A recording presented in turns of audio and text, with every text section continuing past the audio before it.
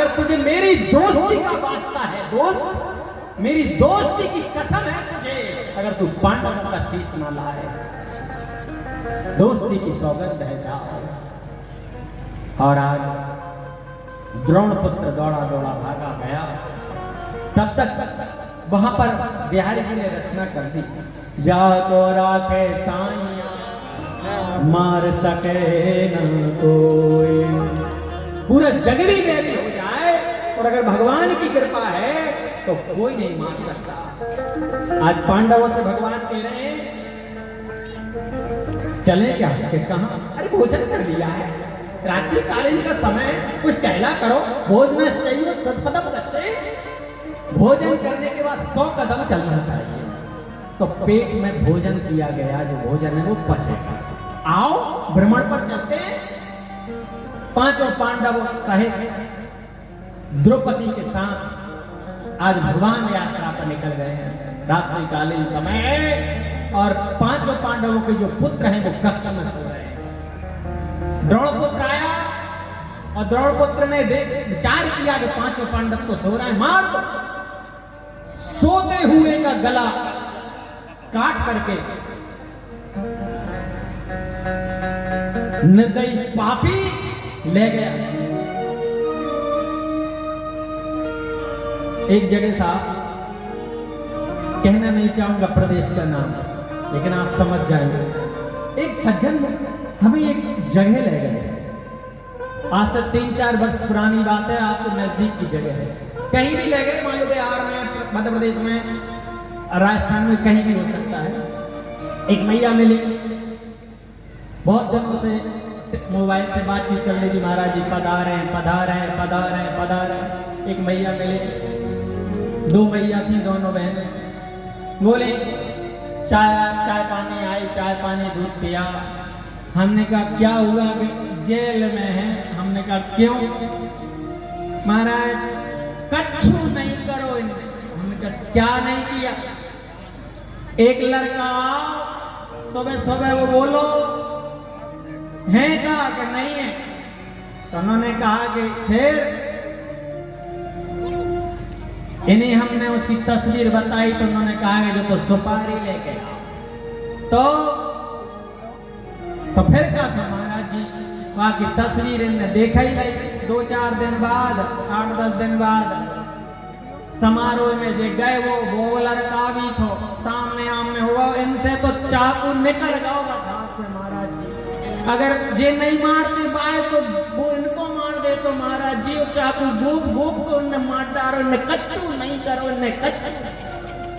हम चाय पी रहे थे, हमने चाय रख दी, मैंने कहा मैया हम चलते हैं, हम फिर शाम को आएंगे आपके पास, रुक जाओ महाराज जी। हमने कहा और कितनी चाकू मार? महाराज जी ज्यादा नहीं, 7-8 ही है मगर ज्यादा नहीं है महाराज जी। अब ये तो इतने सीधे सच्चे हैं, इनसे तो हो महाराज जी, एक करत नहीं है।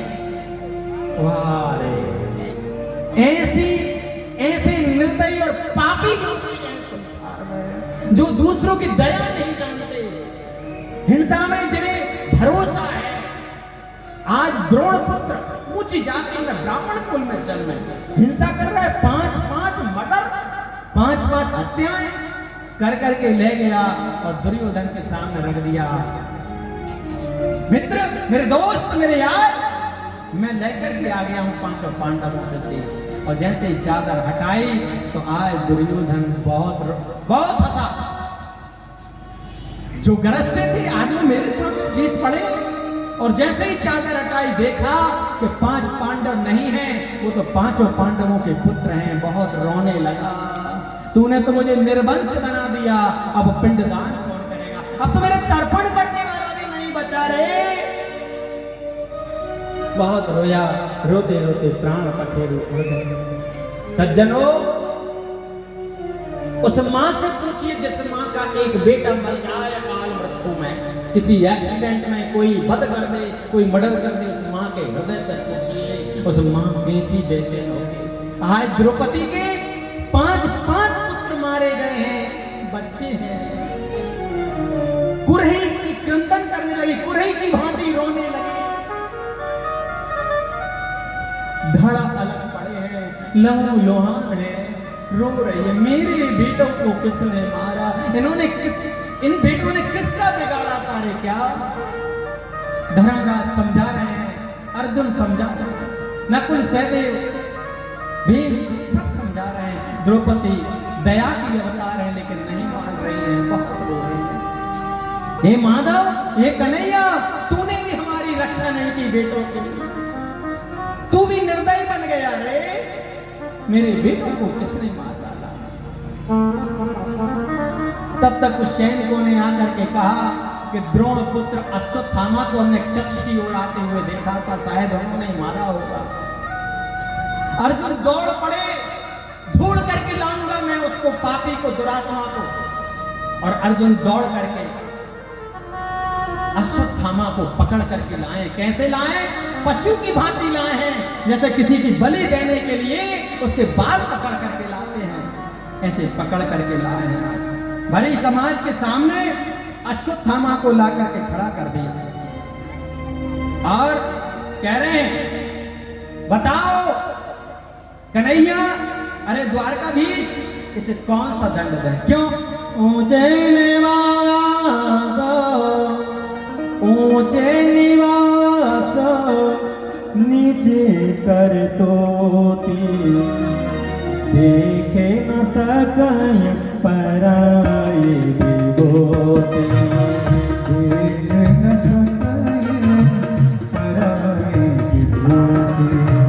ऊंचे निवास नीच कर तोती, देखे न सकय पराए विभूति, देख न सकय पराए विभूति। अच्छी जाति में उत्पन्न होने से क्या कोई अच्छा कर्म पुरुष बन जाता है? भैया, जिसके अच्छे कर्म हो, अच्छे आचरण हो, वो किसी भी जाति में उत्पन्न हुआ हो, वही सही मानव है। अगर ब्राह्मण कुल में भी जन्म हो करके, क्षत्रिय कुल में भी जन्म हो करके अगर वो नीच कर्म करता है तो वो नीच नहीं, महानीच है वो। आज ब्राह्मण कुल में जन्म होने के पश्चात, द्रोण होने के पश्चात आज उसने ऐसा नीच काम किया। अर्जुन कह रहे हैं, तेरे टुकड़े कर करके मैं शेर के सामने डाल दूंगा। भीम कह रहे हैं, मैं तुझे फाड़ करके, तेरा मांस नोच नोच करके मैं पूरे पशु पक्षियों को खिला दूंगा। पापी, तूने हमारे 5-5 अबोध बालकों को मारा। और द्रौपदी से पूछा, द्वारकाधीश पूछ रहे हैं, बताओ बहना, तुम माओ, कौन सा दंड दिया जाए? तुम्हारे बेटों को मारा है तुम मां। तो द्रौपदी क्या कहती हैं? परहेत सारे से धर्म में भाई, परहेत सारे से धर्म में भाई, परहेत सारे से, परहेत सारे से धर्म नहीं भाई, परहेत सारे से धर्म नहीं भाई, पर पीड़ा सामने पर पीड़ा सब नहीं अपनाए। अरे बड़े भैया, मैंने आपको भाई माना है, मेरा दोस्त माना है आपको, ये भी किसी मां का बेटा है, इसको क्यों मारे? नहीं मारना है इसको, छोड़ दो इसके लिए। एक मैं मां हूं, मैं तो रो ही रही हूं। देखिए, द्रौपदी दया की अवतार है, कह रहे मैं तो रो ही नहीं, इनकी मां भी रोएगी। एक गुरु पुत्र है आपके, अरे आर्य पुत्र, अरे मेरे हे पतिदेव, ये आपके गुरु पुत्र हैं और ब्राह्मण हैं। पूजिय विप्र, पूजिय विप्र, सकल गुणहीना, पूजिय विप्र सकल गुणहीना, शूद्र न गुण गण